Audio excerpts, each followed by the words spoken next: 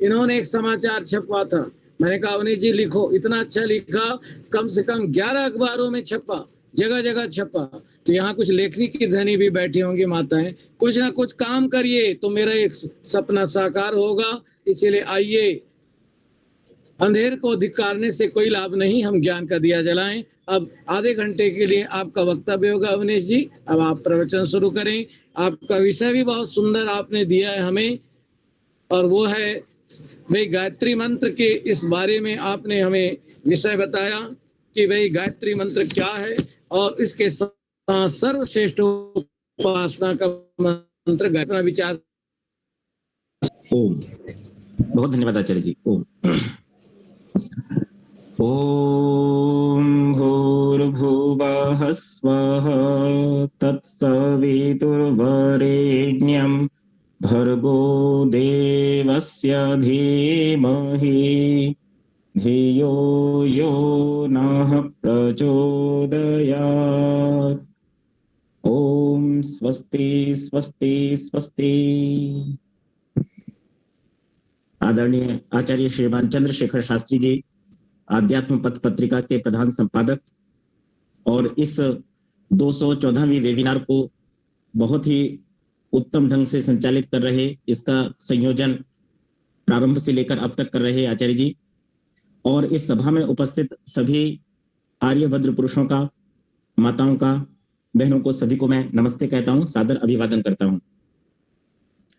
आज का जो हमारा विषय है, बहुत ही सुंदर आपको प्रस्तावना आगामी कार्यक्रम की, जो कि विशेष रूप से गायत्री के ऊपर ही आयोजित किया जा रहा है, जिसमें गायत्री की ही महिमा और उसका जो विशेष महत्व है उसके बारे में ही आपको बताया जाएगा, समझाया जाएगा कि क्या उसकी वैदिक मान्यता है और किस प्रकार से वो विशिष्ट मंत्र है।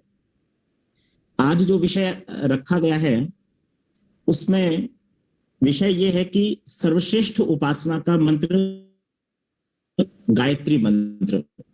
तो हम सब बात को जानने सी बात लगती है, जितने भी वेद के मंत्र हैं, जो वेद हैं वो मनुष्यकृत नहीं है, उनको ईश्वर ने रचा है।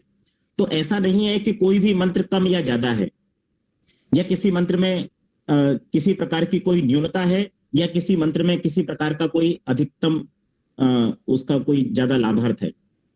लेकिन वस्तुतः जो बात हम सभी को देखनी चाहिए, तो कुछ प्रश्न आप यदि स्वाध्याय करते हैं, आपने बहुत सारे विद्वानों को सुना होगा और आर्य समाज के मंच से आपने जब व्याख्यानों को सुना होगा, तो आपको कुछ बातें अवश्य आपके मस्तिष्क में आई होंगी। जैसे मैं आपको प्रारंभ से शुरू करता हूं कि जिसको हम वैदिक संध्या कहते हैं, ब्रह्म यज्ञ कहते हैं, उसमें गायत्री मंत्र 2 बार आया है।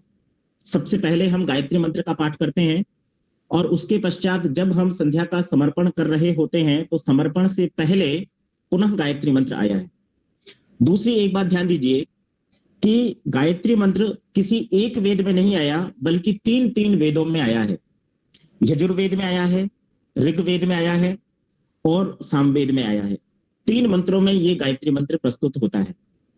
इसके अतिरिक्त तीसरी बात एक और देखिए कि यजुर्वेद में भी ये मंत्र 1 से अधिक बार आया है, जहां पर एक बार तो ये इसकी व्याहृति जो है भूर्भुवः स्वः, ओम भूर्भुवः स्वः इसके साथ में है, और इसके अतिरिक्त तत्सवितुर्वरेण्यम से प्रारंभ हुआ। आप देखिए कि ये आपको बताई, ये इस मंत्र को अन्य मंत्रों से कुछ अलग करती है।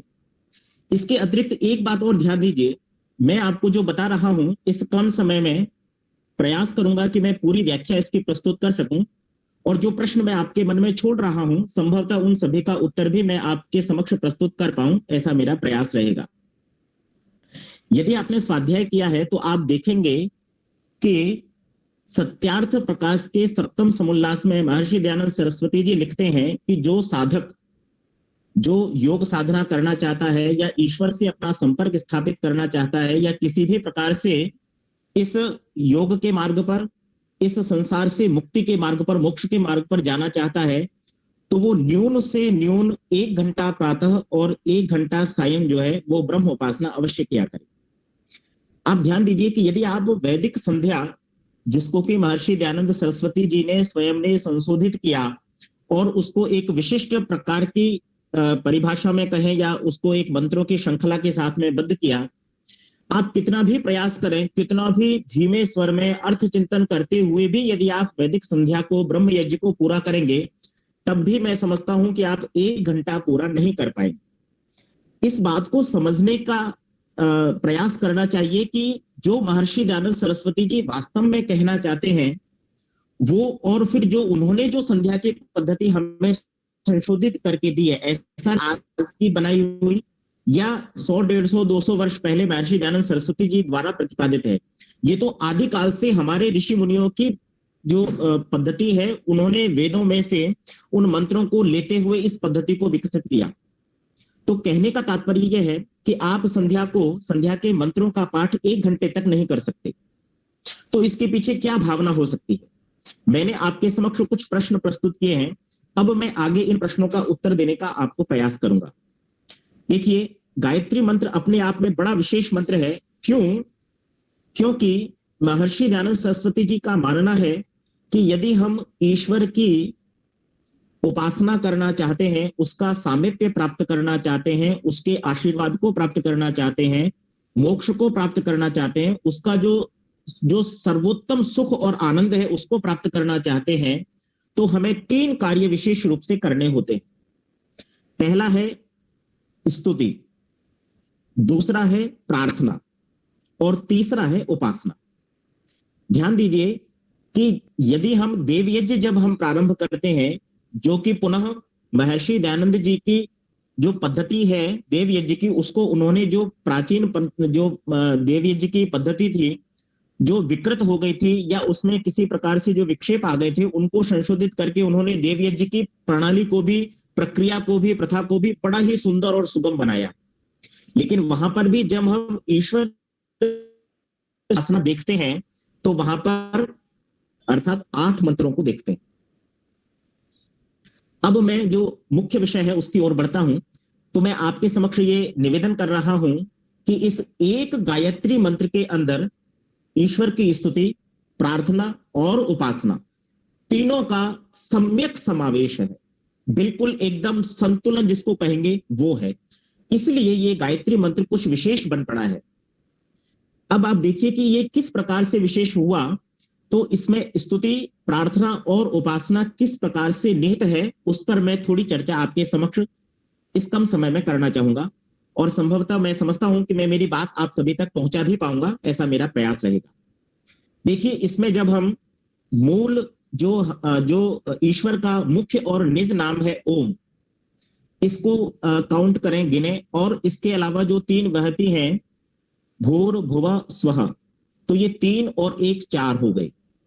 ये 4 और इसके पश्चात जब मंत्र में आगे बढ़ते हैं तो सवितो वरेण्यम देवस्य और भर्गः, ये 4 हो गए। ये 4 और 4 मिलकर के 8 जो है वो ईश्वर के नाम है, या यूं कहें कि ईश्वर की स्तुति है। अब एक एक का यदि हम थोड़ा सा व्याख्या देखेंगे तो हम देखेंगे कि ओम जो ईश्वर का मुख्य और निज नाम है, उस ओम का भी जब मूल रूप से आप उसके स्वरूप में ईश्वर की स्तुति है, क्योंकि ओम का जो सर्वोत्तम और सबसे अच्छा जो बढ़िया जो इसका अर्थ निकलता है, सबकी सब प्रकार से रक्षा करने वाला जो है वो ईश्वर है, वो ओम है, वो उसका मुख्य और निज नाम है। अब देखिए आप कि ईश्वर रक्षा करने वाला है, लेकिन इस रक्षक तत्व को हम किस प्रकार से ग्रहण करते हैं? कभी कोई हमारा अहित कर देता है तो क्या हम इस प्रकार से सोच करके चलते हैं कि यहां पर जो हमारा नुकसान हो गया या अहित हो गया तो मैं इसका न्याय ईश्वर के ऊपर छोड़ देता हूं, क्योंकि ईश्वर जो है वो हमारा रक्षक है। हम उसकी स्तुति कर रहे हैं इस ओम शब्द से, या ओम उसके मुख्य और निज नाम से कर रहे हैं, तो उसमें वस्तुतः आता क्या है? स्तुति का अर्थ महर्षि दयानंद सरस्वती जी बहुत स्पष्ट रूप से बताते हैं और लिखते हैं कि गुण कीर्तन करना, बढ़ाई करना, प्रशंसा करना इत्यादि इत्यादि करना स्तुति है। लेकिन वास्तविक स्तुति क्या है? वास्तविक स्तुति देखिए, अभी अभी आचार्य जी ने बहुत सुंदर एक बात कही, और उन्होंने आदरणीय कविता जी हमारे साथ में जुड़ी हुई है, तो उन्होंने उनकी प्रशंसा की, बढ़ाई की। क्योंकि क्योंकि उनका वस्तुतः बहुत सुंदर कार्य, उस कार्य के प्रति लगन, निष्ठा, वो स्वयं उसको देख रहे हैं। वो निष्ठा और लगन आदरणीय कविता जी ने अपने अंदर धारण कर रखी है। स्तुति जो हो रही है, वास्तविक स्तुति हो रही है। इसका एक दूसरा और एक बहुत सरल और व्यावहारिक उदाहरण आपके समक्ष प्रस्तुत करना चाहता हूं। जैसे कभी कभी मेरी देवी जी, मेरी धर्मपत्नी पूछती है कि बताइए आज खाना कैसा बना है। आप देखिए, इस प्रश्न के उत्तर देने में कई बार पुरुष लोग जो होते हैं वो थोड़ा संकोच करते हैं, लेकिन सभी पुरुषों की ये आदत होती है कि कभी भी देखिए, चाहे कहीं पर भी, यदि उन्हें कुछ भी अच्छा लगेगा तो स्वतः ही अपने अंदर से जो विचार है वो आ जाएंगे।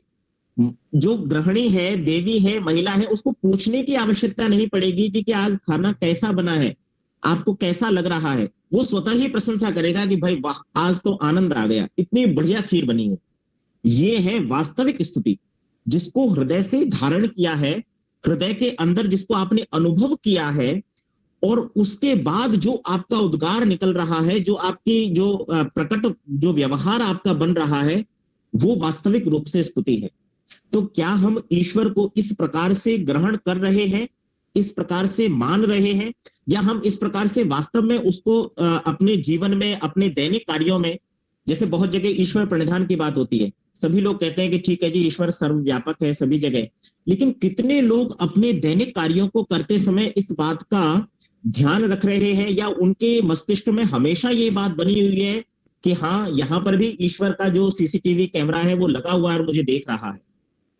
तो वास्तव में ये स्तुति है जब हमने किसी चीज को अपने आचरण में, हृदय में बड़ी ही धारण किया हुआ है, ये स्तुति है। आगे देखिए, इसमें जब हम आगे बढ़ते हैं तो भू शब्द आता है, और भू शब्द जो है उसका अर्थ होता है प्राणों का भी प्राण। लेकिन प्राणों का भी प्राण कैसे? एक जगह मैं कहीं व्याख्यान सुन रहा था, तो वहां जो आचार्य जी विद्यमान थे वो इस प्रकार से व्याख्या कर रहे थे कि प्राणों से भी अधिक प्रिय जो है वो ईश्वर, ऐसा भू जो है वो है। लेकिन मेरा चिंतन कुछ थोड़ा सा अलग है। मैं ऐसा सोचता हूं कि प्राणों का भी प्राण होने का तात्पर्य ये है कि जीवात्मा जो है वो प्राणों का स्वामी नहीं है। जीवात्मा जो है वो प्राणों का स्वामी नहीं है। यदि ऐसा होता कि जीवात्मा प्राणों का स्वामी होता तो इस संसार में किसी की भी मृत्यु नहीं होती, जितने भी प्राणी हैं। क्योंकि कई सारी, मतलब बहुत सारी जो क्रियाविधि है, बहुत सारी एक्टिविटीज हैं, जो बहुत सारे कार्य हैं, वो ऐसे हैं कि वो कुछ आपके अधीन है लेकिन कुछ आपके अधीन नहीं है। जैसे आप भोजन करेंगे और भोजन आपने कर लिया, तो भोजन करना आपके अधीन है, आपने भोजन ग्रहण कर लिया, लेकिन वो जो अंदर जो पाचन तंत्र जो चलना है वो आपके अधीन नहीं। आपने जहर खा लिया तो फिर जहर खा लिया, फिर आप उसको कैसे, आप जो है वो फिर आपके अधीन नहीं है कि आप अपनी जो है, भाई आप माने कि मेरा शरीर है या मेरे प्राण है या ये सब कुछ मैं, मेरा हूं और मैं ही इसका स्वामी हूं। पर ये स्वामित्व तो नहीं है, वहां पर किस स्वामित्व है। तो इसी प्रकार से जो प्राण है उनका स्वामी जीवात्मा नहीं है, बल्कि उनका स्वामी ईश्वर नाम की जो चेतन सत्ता है वो है। इसलिए ये भूख शब्द जो है उसको इंगित करता है। दूसरी बात यहां आपको मैं बताता चलता हूं, विषय का बहुत विस्तार नहीं करूंगा, कि ये जो प्राण है वो जीवात्मा के साथ जैसे जैसे परछाई होती है वैसे सदैव विद्यमान रहते हैं। लेकिन जब मुक्ति होती है तो फिर ये प्राण जो है वो जीवात्मा से अलग हो जाते हैं, उस समय ये इसके साथ में विद्यमान नहीं रहते हैं। महर्षि दयानंद सरस्वती जी ने जब 33 कोटि जो देवता अपने गिनाए हैं, उनमें जब वो आगे वर्णन करते हैं तो उन्होंने वहां पर 11 रुद्रों का वर्णन किया है, और उन 11 रुद्रों में से 10 जो है वो प्राण हैं, और उन 10 में से 5 तो मुख्य प्राण हैं और 5 उप प्राण हैं। आपको मैं बताऊं, जैसे प्राण, अपान, व्यान, समान, उदान, ये मुख्य 5 प्राण हैं। इसके पश्चात जो है वो है नाग, कूर्म, कृकल, धनंजय और देवदत्त आदि। तो इस प्रकार से ये जो 10 प्राण है ये एक अलग व्याख्या निकल जाती है, लेकिन जो मुख्य रूप से कहने का तात्पर्य है वो ये है कि जीवात्मा प्राणों का स्वामी नहीं है, अपितु ईश्वर प्राणों का स्वामी है, इसीलिए वो भू है। और फिर उसके पश्चात अगला जो इसमें जो व्याहृति आती है, तो आप देखिए कि बहुत सारे ऐसे सज्जन मिल जाएंगे जो इस प्रकार से कहेंगे कि देखिए मैं फलाने स्वामी जी से मिला, मैं उन बाबा से मिला, या फिर उन्होंने मुझे ऐसा मंत्र दिया, या वो माता जी थी उन्होंने मुझे ऐसे आशीर्वाद दिया, और उसके पश्चात मेरे सारे कष्ट जो हैं वो दूर हो गए, मेरे सारे दुख दर्द जो है वो दूर हो गए, और अब मैं बहुत आनंद में हूं। झूठ बोलता है एक नंबर का, बिल्कुल स्पष्ट बात है। ईश्वर के अतिरिक्त इस पूरे संसार में ऐसी कोई सत्ता नहीं है जो आपके दुखों का नाश कर सकती हो। ऐसी कोई सत्ता नहीं है जो आपको दुखों से छुड़ा देवे, सिवाय एक ईश्वर के। सकते हैं कि जिस प्रकार का सुख, जिस प्रकार का आनंद, जिस प्रकार से दुखों की निवृत्ति हमें ईश्वर से चाहिए, वैसी और संसार के किसी पदार्थ से नहीं मिल सकती है। यहां पर एक बहुत अच्छा उदाहरण मैंने आचार्य सोमदेव जी का सुना, तो वो यहां पर कहते हैं कि जैसे किसी व्यक्ति को बहुत अधिक क्रोध आता है, तो क्रोध आना क्या है? क्या ये गुण है? नहीं। क्रोध क्या है? क्रोध एक क्लेश है, और इस क्लेश का जो निवारण है, जो समाधान है, वो मात्र ईश्वर की उपासना से ही किया जा सकता है। इसके अतिरिक्त और कोई उपाय नहीं है। आप देखिए कि बहुत सारी ऐसी चीजें, विद्याएं इस गायत्री मंत्र के साथ में जुड़ी हुई हैं। जैसे हम जो प्राणायाम मंत्र जो आते हैं, भू भुवः स्वः महः जनः इत्यादि, तो वहां पर भी प्राणायाम मंत्र है, ये आपके अंदर से क्लेशों को दूर करने वाले हैं, आपके दुखों का निवारण करने वाले हैं। एक बात और मैं यहां पर जोड़ता चलूं कि जितने भी न्यूरो के रोग होते हैं, जितने भी ये जो न्यूरो साइंस जो होती है, न्यूरोलॉजी वाले जो डॉक्टर्स होते हैं, जितने भी इस प्रकार के रोग होते हैं, उन सभी का यदि सबसे उपयुक्त समाधान यदि हो सकता है, मैं किसी रोग को दबाने की बात नहीं कर रहा हूं, उसके लिए हो सकता है आपको अंग्रेजी दवाइयां बहुत अच्छी लगे, लेकिन यदि आपको न्यूरो के किसी भी रोग को संपूर्ण निदान यदि उसका चाहिए और समाधान यदि चाहिए, तो सबसे उपयुक्त है कि आप जो प्राणायाम है, उन प्राणायाम मंत्रों से प्राणायाम जो नियमित हो सकता है, जैसा भी किसी योगाचार्य के निर्देशन से हो सकता है, वैसा आपको करना चाहिए। थोड़ा कुछ महर्षि दयानंद सरस्वती जी ने भी प्राणायाम के बारे में लिखा है, और उन्होंने 2-3 प्राणायाम को बड़ा विशेष और मुख्य बताया है। अधिक चर्चा तो उनकी भी इस प्रकार से लिखी हुई नहीं मिलती है। बाकी फिर और जो योग के अंग हैं, हठो योग आदि, तो वहां से आप प्राणायामों को अधिक ग्रहण कर सकते हैं। तो कहने का तात्पर्य यह है कि आपके शरीर के ही नहीं, शरीर के रोगों को दूर करने की बात तो है ही है, लेकिन इसके अतिरिक्त भी जितने भी प्रकार के दुख हैं, क्लेश हैं, उन क्लेशों का निवारण करने वाला जो है वो ईश्वर है, वो भुवः है। और उसके बाद स्वः है, सुख स्वरूप, वो सभी आप जानते हैं, बहुत अधिक इसकी चर्चा की आवश्यकता नहीं है, समय की भी सीमा है, हम आगे बढ़ते हैं।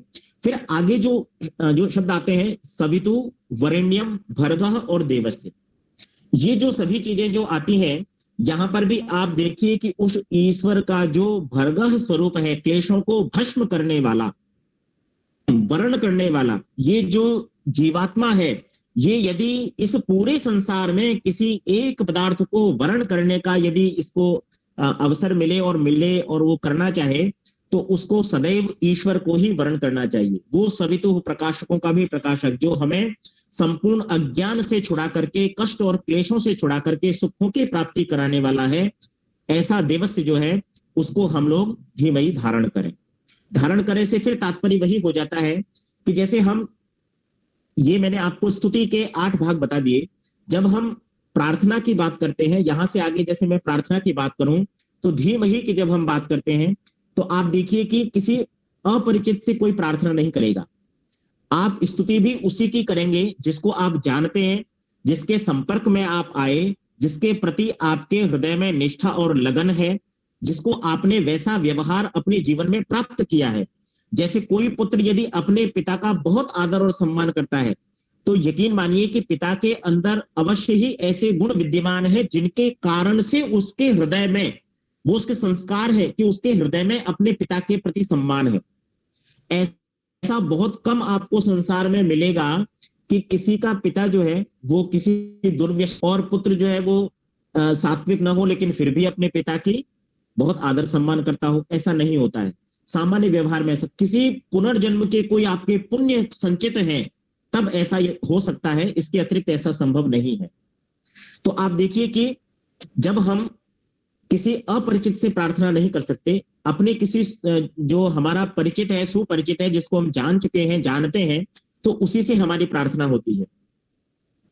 सफल प्रार्थना के लिए महर्षि दयानंद सरस्वती जी बहुत ही सुंदर शब्दों में दो बातों का व्याख्यान करते हैं और वो कहते हैं कि प्रार्थना करने का अर्थ जो है वो मात्र ये नहीं है कि मैं हाथ जोड़ करके बैठ जाऊं अपनी आंखें बंद करके और बड़ी ही तन्मयता के साथ हृदय में बड़ा भक्ति और भाव भर करके सिर्फ ये कहता रहूं कि हे ईश्वर मेरा ये कार्य सफल कर दीजिए, हे ईश्वर मुझे अच्छे से मार्क्स दिला दीजिए, हे ईश्वर मुझे बहुत अच्छी एक नौकरी दे दीजिए, मेरे घर में क्लेश और कष्ट चल रहा है बस उसका समाधान कर दीजिए।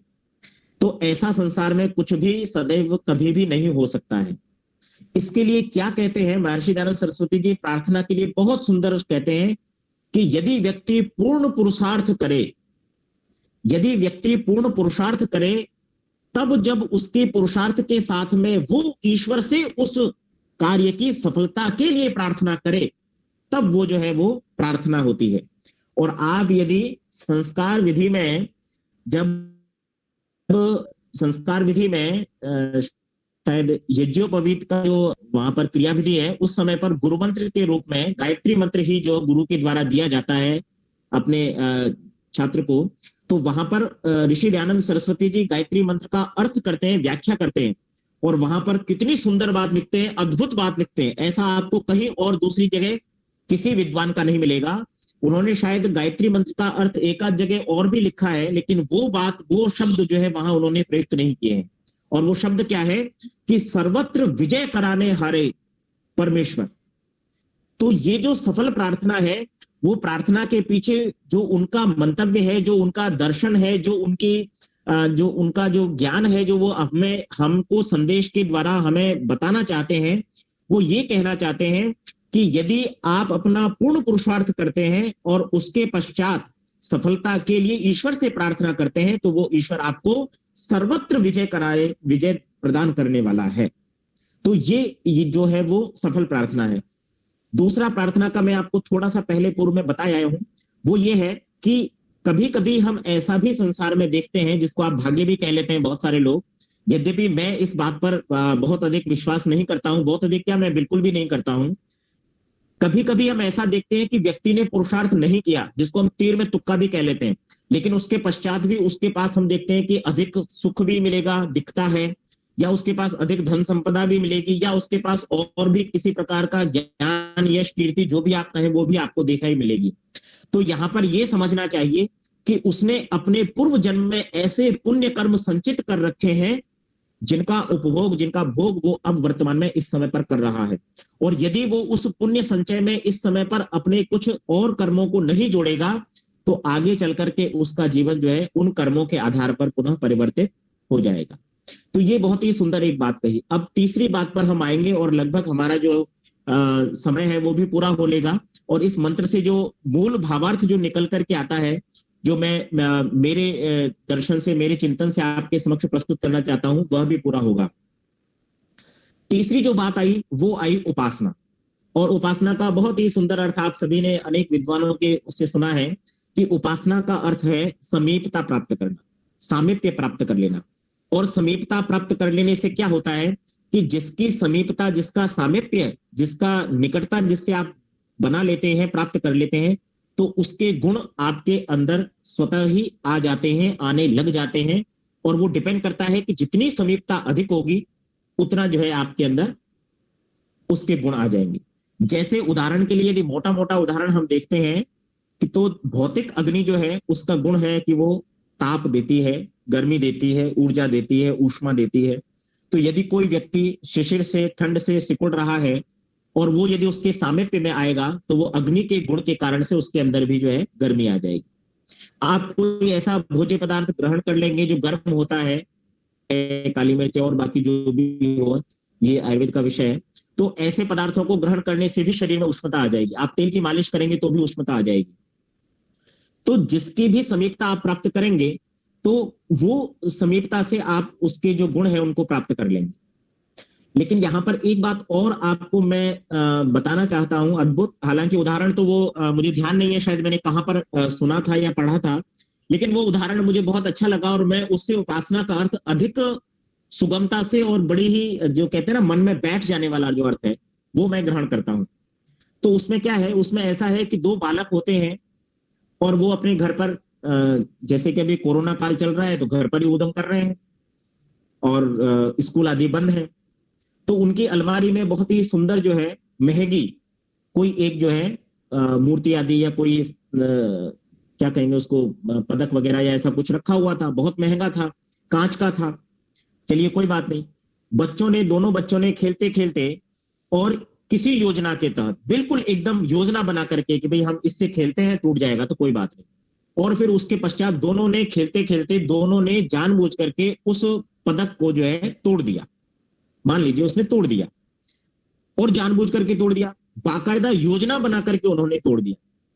अब उसके पश्चात जैसे ही माता ने देखा तो माता ने अपनी आंख से यह भी देख लिया कि इन दोनों बालकों ने जानबूझ करके खेलते हुए ये तोड़ दिया है। ये बड़ा महंगा पदक था और इसकी जो है कुछ कुछ चीजें ऐसी होती हैं जिनकी व्यक्ति के मन में स्थान बड़ा ऊंचा होता है कि नहीं ये तो बड़ी मेरे लिए प्रिय है, तो इस प्रकार से थी।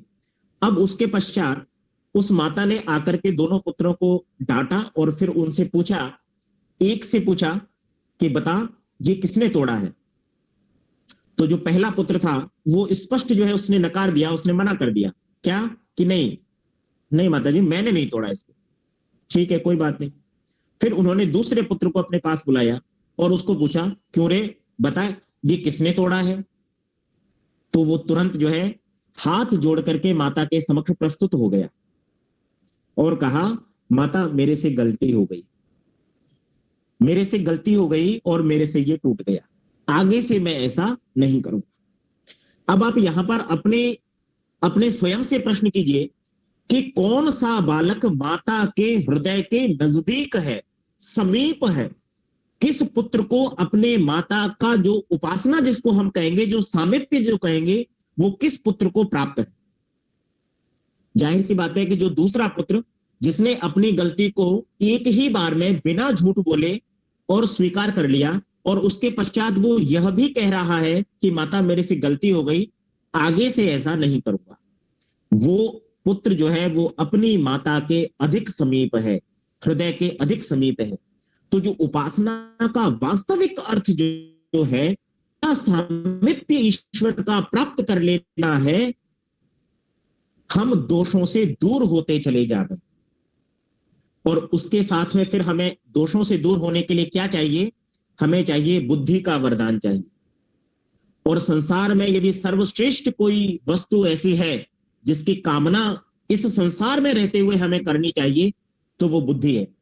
आप देखिए हम ऐसा भी उक्ति सुनते हैं कि जो पहला सुख निरोगी काया, लेकिन आप देख लीजिए कि शरीर में भी किसी बहुत अच्छे हष्ट पुष्ट यदि व्यक्ति के अंदर भी अगर बुद्धि ना हो, उसका मानसिक संतुलन ठीक ना हो, या वो अपने निर्णय ठीक नहीं ले सकता हो, तो कितना भी बड़ा हष्ट पुष्ट शरीर हो उसका जो है कल्याण नहीं हो सकता, उसका जो है किसी भी प्रकार से उसको सुखों की प्राप्ति नहीं हो सकती। तो सर्वोत्तम पदार्थ यदि इस संसार में है तो वो बुद्धि है। इसको यदि आप दूसरे तरीके से घटाए, क्योंकि आजकल सभी लोगों का क्या मानना है कि धन संपदा जो है वो अपार होनी चाहिए, तो आप यहां पर एक बात और ध्यान दीजिए, यदि किसी व्यक्ति के पास में ऐसी बुद्धि प्राप्त हो जाए, ईश्वर की कृपा ऐसी हो जाए कि उसके पास ऐसी बुद्धि आ जाए कि वो ठीक ठीक निर्णय ले सके, सही समय पर सही निर्णय यदि ले सके, तो आप बताइए आप कोई बिजनेस करते हो और आपके पास ऐसी बुद्धि हो कि आप बिल्कुल जो निर्णय लेते हैं वो बिल्कुल सही निर्णय लेते हैं, तो बताइए आपके पास धन की कमी होगी? बिल्कुल भी नहीं होगी। यदि आप एक अच्छे विद्यार्थी हैं और आपके पास बहुत अच्छी बुद्धि है, पुरुषार्थ करते हैं, आपके पास बहुत बढ़िया, तो आप क्या परीक्षा में पास नहीं हो जाएंगे? जरूर हो जाएंगे। आपकी प्रार्थना भी, आपकी स्तुति भी, आपकी उपासना भी, सभी चीजों का जो सार निकल करके इस संसार में आता है। देखिए एक बात मैं हमेशा से कहा करता हूं, बहुत सारे वेद मंत्रों पर अनेकों व्याख्यान मैंने दिए हैं और हमेशा मेरा प्रयास ये रहता है, मैं अपनी अपनी व्यक्तिगत सोच भी ऐसा मानता हूं कि वेद मंत्रों के सदैव दो प्रकार के अर्थ हुआ करते हैं। एक होता है उसका शाब्दिक अर्थ, जिससे सिर्फ शब्दों से उसके अर्थ को ग्रहण किया जाता है, लेकिन दूसरा अर्थ होता है उसका दार्शनिक अर्थ, आध्यात्मिक अर्थ, जिससे वास्तव में वेद मंत्र के मूल जो भावना है उस भावना तक हम पहुंच सकते हैं, और वास्तव में जो कल्याणकारी मंत्र होगा वो मूल भावना के साथ ग्रहण करने से ही हमारे लिए कल्याणदायक होगा, अन्यथा वो नहीं होगा। शाब्दिक अर्थ तो बहुत सारे विद्वानों ने आज से पहले किए हैं। एक बहुत ही सुंदर व्याख्यान आदरणीय जितेंद्र प्रभाकर सरल जी का हुआ था, जिसमें उन्होंने ऐसे कुछ वेद मंत्रों का चयन करके भी बताया था कि यहाँ पर इस शब्द का अर्थ तो कुछ और होता है, बेड़ुकी होता है या बैल होता है या कुछ और होता है, या फिर जो है मतलब अनेक प्रकार के खरबूजा होता है, लेकिन वास्तव में उन शब्दों के जो सांसारिक अर्थ है, इनके अतिरिक्त जो उनका गूढ़ और आध्यात्मिक अर्थ है, उस अर्थ तक यदि पहुंचते हैं तो हम वेद मंत्र को अपने अंदर धारण करने वाले या उसका साक्षात्कार करने वाले होते हैं। तो इस पूरे गायत्री मंत्र की जो मुख्य मुख्य विशेषताएं हैं उनको मैंने आपके समक्ष एक छोटे से इस पूरा करने का प्रयास किया है। बहुत सारी बातें ऐसी थी जिन पर और विस्तार से अभी चर्चा हो सकती थी, किंतु समय की अपनी एक सीमा है। तो आप देखिए, स्तुति, प्रार्थना और उपासना, हम देव यज्ञ में जिन 8 मंत्रों से ईश्वर की स्तुति, प्रार्थना, उपासना आदि करते हैं, उन सब को एक मंत्र में यदि सम्यक रूप से समाहित करना है तो गायत्री मंत्र है। इसीलिए गायत्री मंत्र को 2 बार संध्या ब्रह्म यज्ञ प्रारंभ करने के पहले और समर्पण से पहले रखा है। समर्पण में भी महर्षि दयानंद सरस्वती जी बहुत स्पष्ट लिखते हैं, जपोपासनादि कर्मणा। तो समर्पण करने से पहले जो जप और उपासना करनी है उसके लिए भी सर्वश्रेष्ठ मंत्र जो है वो जस्ट इसके ऊपर अबाव वो आपको उद्धृत कर दिया है, अर्थात गायत्री मंत्र। यहां पर जो महर्षि दयानंद सरस्वती जी, वास्तव में मैं आपको एक और आश्चर्यजनक तथ्य बताता हूं, हो सकता है आपके स्वाध्याय में आया हो, नहीं आया हो, लेकिन महर्षि दयानंद सरस्वती जी जब तक गुरु विरजानंद जी से नहीं मिले थे तब तक वे अपनी संध्या गायत्री मंत्र के जप के साथ ही किया करते थे, और अन्यों को भी गायत्री मंत्र के जप का ही विधान, विधि विधान जो उन्होंने सीखा था अपने गुरुजनों से, उसी को ही बताया करते थे। तो वास्तव में ये जो गायत्री मंत्र है ये जप और उपासना का सर्वश्रेष्ठ मंत्र है। ईश्वर की जो सामीप्यता प्राप्त करनी है, उसकी स्तुति करनी है, उससे प्रार्थना करनी है, उसका सर्वश्रेष्ठ मंत्र है। इसमें जो कामना की गई है वो इस संसार के सर्वश्रेष्ठ पदार्थ बुद्धि की कामना की गई है। आपके पास सही हो तो आप अपने शरीर में रोग हो गया होगा ना, तब भी आप परहेज करके ठीक हो जाएंगे। आपकी बुद्धि ठीक ठीक काम करेगी, आपको बताएगी कि ये आपके लिए ठीक नहीं है, ऐसी दिनचर्या रखिए, प्राणायाम करिए, दौड़िए, भागिए। मतलब मेरा कहने का तात्पर्य कि संसार में ऐसा कोई पदार्थ नहीं है जिसको आप अच्छी बुद्धि के माध्यम से प्राप्त नहीं कर सकते। तो ये मैंने आपके समक्ष एक सुंदर सी छोटी सी व्याख्या प्रस्तुत करने का प्रयास किया। आप सभी ने इस आध्यात्मिक विषय को, जो हो सकता है कि बहुत सारे श्रोताओं को थोड़ा उबाऊ भी लगता है, तो उसको बहुत शांति और धैर्य के साथ में सुना है। आप सभी का बहुत धन्यवाद। सर्वश्रेष्ठ उपासना मंत्र गायत्री मंत्र को हम अपने जीवन में धारण करें। यदि आप पूरी संध्या याद नहीं करते हैं तो आप सिर्फ गायत्री मंत्र से भी अपना प्रारंभ कर सकते हैं। धीरे धीरे आप संध्या के मंत्रों पर बढ़ें। प्रतिदिन सुबह सायं दोनों समय ब्रह्म यज्ञ को करने का प्रयास अवश्य करें। नहीं कर सके तो कोई बात नहीं, लेकिन एक प्रश्न ऐसा भी मुझे एक सभा में किसी ने पूछा कि आचार्य जी, यदि मान लीजिए मैं संध्या करना भूल जाऊं और मैं 1 या 2 दिन ना कर पाऊं, या किसी और कारण से मान लीजिए घर से बाहर हूं, ट्रेन में सफर कर रहा हूं और मैं नहीं कर पाऊं, तो क्या किया जाए? तो मेरा वहां पर ऐसा उत्तर था कि उस न्यूनता की पूर्ति अधिकता से कर ली जाए। जिस दिन आपके पास संध्या करने का समय हो उस दिन आप 10 मिनट की जगह 25 मिनट संध्या कीजिए। तो आपका जो, मान लीजिए अगर किसी कारण से, वैसे तो आपको नागा नहीं करनी है, लेकिन यदि किसी कारण से ऐसा हो जाता है तो आप गायत्री मंत्र का जाप कीजिए, ब्रह्म यज्ञ को अपना करके उसकी न्यूनता को अधिकता से पूर्ति कर लीजिए। इन्हीं शब्दों के साथ में कहता हूं, बहुत बहुत धन्यवाद। ओम शांति। अवनीश जी